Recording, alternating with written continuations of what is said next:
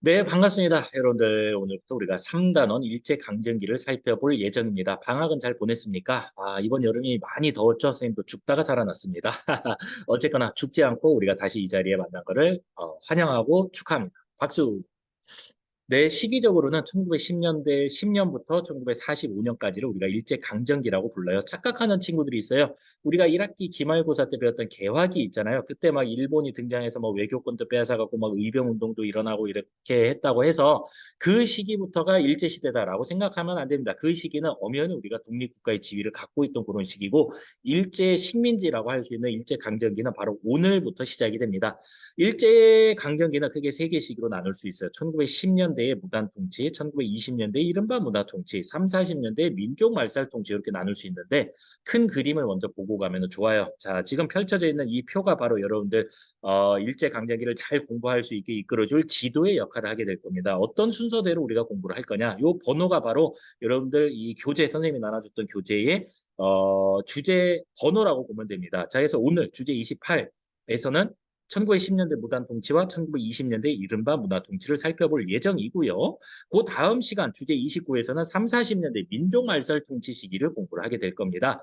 자, 30 주제에서는 우리가 국내의 비밀결사 운동과 국외의 독립운동 기지건설 운동을 묶어서 살펴볼 예정이고요. 주제 30일에서는 3.1운동, 이 3.1운동을 기점으로 무단 통치가 이른바 문화 통치로 바뀌게 되거든요. 예, 중요한 기준이 됐던 3.1운동을 살펴본 다음 주제 32에서는 이 결과 탄생된 임시정부, 그 다음에 1920년대 국내에서는 굉장히 많은 독립운동이 일어납니다. 그만큼 일본이 어느 정도는 좀 풀어줬던 시기이기도 했거든요. 그래서 이제 주제 33에서는 민족주의자들의 실력 양성 운동, 그다음에 주제 34에서는 사회주의자들의 운동과 대중운동 묶어서 볼 거고요.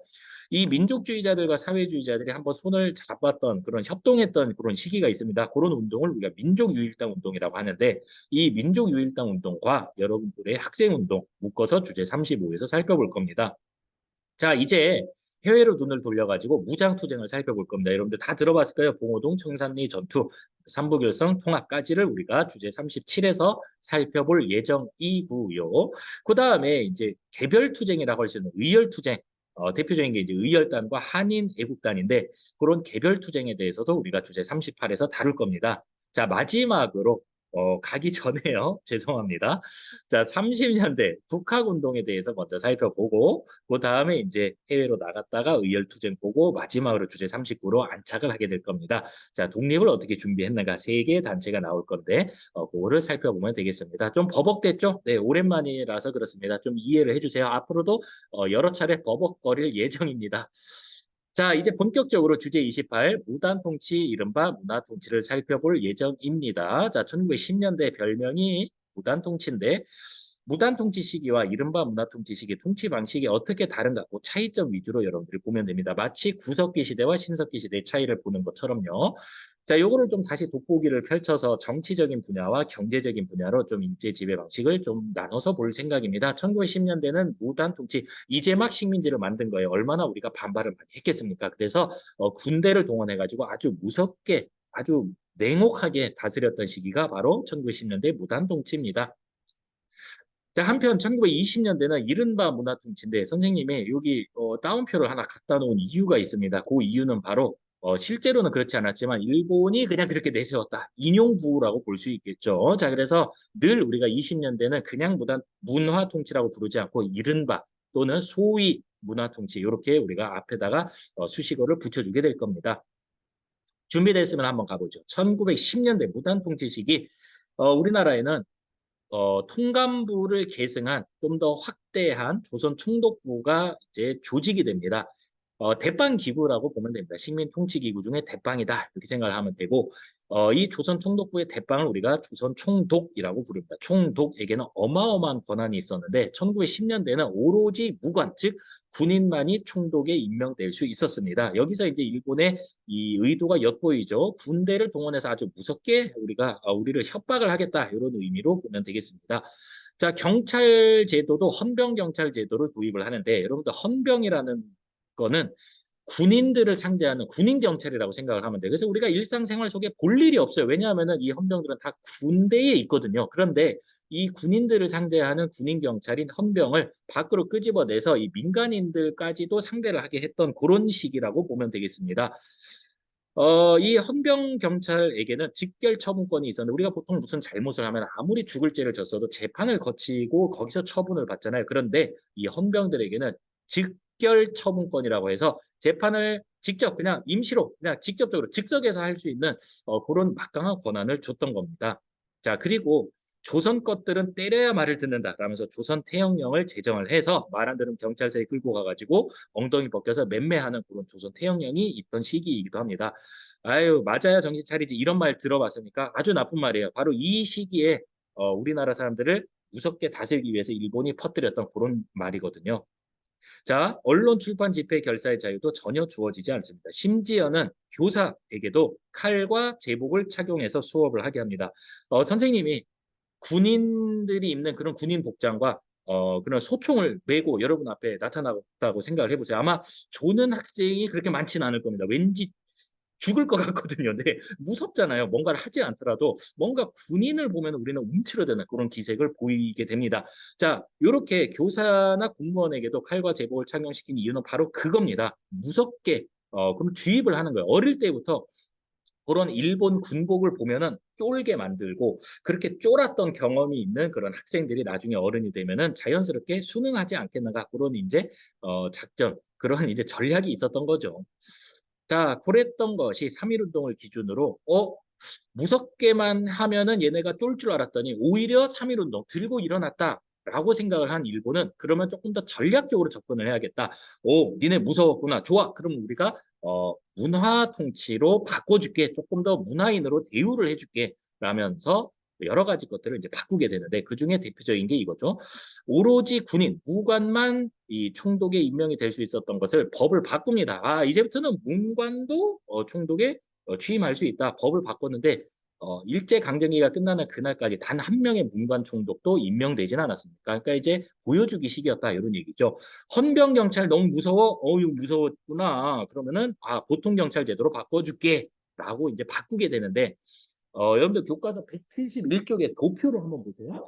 보통 경찰 제도로 바꿨는데 경찰 인원이나 경찰 예산은 훨씬 더 늘리는 그런 모습을 보여요. 그러니까 옷만 보통 경찰로 갈아입혔을 뿐이지 통제는 더 강화했다. 이렇게 우리가 읽어낼 수 있는 겁니다. 자, 조선태형령, 니네 그 아프고 무서웠구나. 그래, 그럼 요거 없애줄게. 조선태형령이 폐지가 되고 실제로 요 조선태형령으로 불구가 되거나 그러니까 장애인이죠. 장애인이 되거나 사망하는 사람이 굉장히 많았다고 합니다. 가장 사람 죽이기 힘든 게 때려서 죽이는 거라는데 이렇게 때려가지고 맴매로 사람을 죽이려면 얼마나 많이 때렸다는 겁니까? 아주 잔인한 그런 형벌이었다고 볼 수 있겠죠. 자, 언론 집회, 출판 집회 결사의 자유를 일부 허용을 해서 이때 조선일보와 동아일보가 창간이 됩니다. 지금도 남아있는 신문이죠. 조선일보, 동아일보. 자, 교사칼 제복 착용을 다 폐지를 하게 됩니다. 자, 여기까지 보면은 어느 정도 좀 풀어줬다라고 볼 수 있는데 실제로는 그렇지 않았습니다. 실제로는 임명되지 않았고요. 실제로는 인원 예산, 경찰 증가를 했고요. 그 다음에 언론의 자유를 일부 허용을 해서 조선일보, 동아일보가 창간되긴 했지만 끊임없는 검열, 그다음에 정간으로 인해서 뭐 제대로 된 그런 언론의 역할을 할 수는 없었다. 통제를 더 강화하는 그런 모습을 보였다. 심지어 1925년도에 치안유지법이라는 아주 악법 중의 악법을 제정을 하게 되는데 여러분 교과서 170쪽에 나와 있습니다. 국채, 천황제를 변역하거나 사유재산 제도를 부인하는 것을 목적으로 결사를 조직하거나 또는 사정을 알고 이에 가입한 자는 10년 이하의 징역 또는 금고에 처한다. 뭐 이렇게 나와 있잖아요. 그러니까 사회주의자들을 탄압하기 위한 법인데 이거를 확대 적용을 해가지고 독립운동가들을 탄압하는데 굉장히 많이 이용을 하게 됩니다. 이게 지금의 국가보안법으로 아직도 이 뼈대는 남아 있는데 이때 치안유지법으로 통제를 강화했다. 그 정도만 여러분들이 알아두면 됩니다. 한마디로 굉장히 기만적이었다라고 볼 수 있겠습니다. 기만적이다, 속여먹는다, 보여주기식이었다 이런 뜻이라고 이해를 하면 되는데 지금 느낌이 오죠? 자, 무단 통치로 무섭게. 근데 3.1 운동으로 무섭게만 해서는 안 되겠다. 문화 통치. 근데 실제로는 그렇지 않았다. 그런 느낌으로 가져가면 되겠습니다. 자, 이번에 경제 분야를 한번 보도록 하겠습니다. 농업 분야에서는 토지조사 사업을 1912년부터 18년까지 전개를 합니다. 정해진 기간 안에 신고를 해라. 네 땅인 것을 증명을 해서 신고를 하면은 네 땅으로 인정을 해주겠다. 근데 뭐 대부분은 뭐 이제 지주들이었기 때문에 뭐 지주들은 또 신고를 하기도 하고 그다음에 이제 기한 내에 시가 신고를 못한 사람은 뭐 이제 땅을 빼앗기기도 하고 뭐 그랬다고 합니다. 이 모든 시기의 토지조사 사업의 목적은 뭐냐면은 세금을 잘 걷기 위한 거예요. 자, 그래서 이 토지조사 사업의 결과 총독부의 지세 수입이 증가를 하게 되고 또 이렇게 해서 이제 국유지 신고를 하지 않은 그런 국유지는 다 총독부 소유가 되거든요. 이 총독부가 가지고 있던 이 땅을 동양척식 주식회사에 아주 싼 값으로 많이 넘기면서 동양척식 주식회사가 이 시기에 조선의 최대 지주가 되고 이 일본 본토에서 이렇게 이주하는데 땅을 아주 헐값에 넘기기도 합니다. 그러면서 이제 많은 일본인들이 우리나라로 넘어오는 그런 계기를 마련하기도 하고요. 이때 당시에 남의 땅을 빌려서 농사 짓고 있던 소작농들은 소유권이 없잖아요. 그래서 상당수 몰락하는 그런 모습을 보이기도 했었다. 자, 회사를 세울 때는 반드시 조선 총독의 허가를 받아라. 이런 법령이 제정이 됩니다. 그게 바로 회사령입니다. 일종의 허가제였다. 이렇게 볼 수 있고요. 많은 경우는 우리나라 자본이 많이 위축이 됩니다. 한번 생각해 보세요. 조선 총독부가 우리나라 사람들이 이렇게 허가해 주세요라고 신청서를 내면은 대부분은 허가해주지 않았겠죠. 네, 오늘 뭐 그냥 직관적으로 알 수 있습니다. 그래서 민족 자본이 상당히 위축되는 그런 결과를 가져오기도 했었다.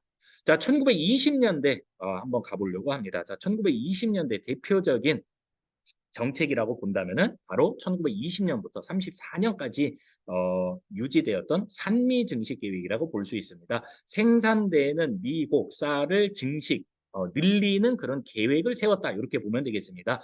도표를 좀 볼게요. 원래 100만큼 생산됐는데 우리 일본이 너네들한테 투자를 좀 할게. 저수지도 세워주고 수리조합 만들어가지고 니네 이렇게 뭐 종자도 좀 우리가 던져주고 투자를 해서 우리의 계획은 40 정도를 늘리는 거야. 자, 우리가 투자를 했으니까 늘린 40에서 절반, 반 땅, 20 정도는 우리가 가져갈게. 나머지 20은 니네가 가져라. 그러면은 우리도 좋고 너네도 좋은 게 아니겠느냐. 이런 계획이었던 거예요. 그런데 항상 여러분들 계획을 세워봐서 알죠? 계획과 실제는 늘 다릅니다. 실제로는 이 40만큼 늘어나지는 못한 거예요. 예를 들어서 10 정도가 늘어났다. 그럼 얼마를 가져가는 게 합리적일까요? 그렇죠. 반 땅, 한 5 정도로 가져가면 서로 좋았을 텐데 우리가 20 가져간다고 했지. 그래서 원래대로 가져갈게. 요만큼 가져가는 거예요. 20. 그러면은 실제로 우리 농민들은 90 정도밖에 갖지 못하는, 그러니까 안 하니만 원래 안 했으면 100을 가져갔을 텐데 이 계획으로 인해서 수탈을 당하고 90만큼 오히려 생산량이 줄어들게 되는 거예요. 그러면서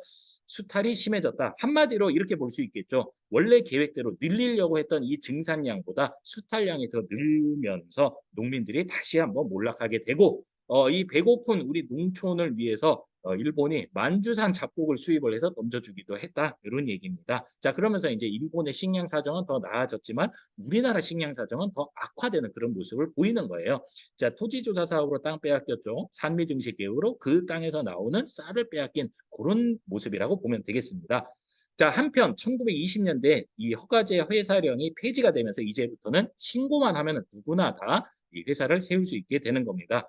자, 그러면서 일본 자본의 침투가 더욱더 강화되는 그런 모습을 보이게 되는 거고요. 자, 일본 상품에 대한 관세가 폐지가 되면서 우리나라 민족 기업은 더더욱 한 번 더 타격을 받게 되는 그런 모습을 보이게 됩니다. 자, 여기까지 우리가 1910년대 무단 통치, 1920년대 이른바 문화 통치 시기의 지배 정책을 한번 정리를 해봤습니다. 여러분들 이 구분이 됩니까? 구분을 꼭 한번 하는 연습을 하도록 하세요. 수고했습니다. 오늘은 여기까지 하겠습니다.